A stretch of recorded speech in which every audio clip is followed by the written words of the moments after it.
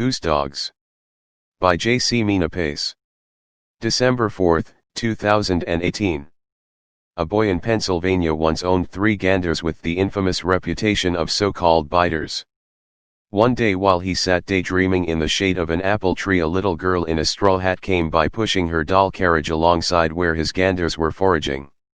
All 3 geese took notice of her and her carriage but continued their pursuit of edibles. Seeing the boy seated beneath the apple tree, the little girl decided to awake him from his reverie. She honked the horn fixed to the side of her carriage's bonnet. The geese took up the summons as a challenge. Their wings beating, their long necks craning, they flew toward the little girl screeching, their beaks snapping. She took off running. Holding down her straw hat with one hand, she guided her doll's carriage with the other. The hem of her dress flew upward into the air in back of her. Each goose targeted her butt and bit it.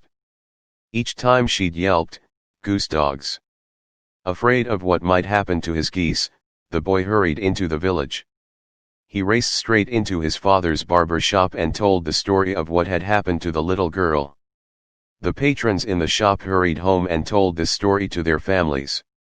Everyone in the village soon heard the story about goose dogs. This same girl, by now an old woman, hauled out the ashes from in her coal stove, followed by children bombarding her with the taunts, "Goose dogs!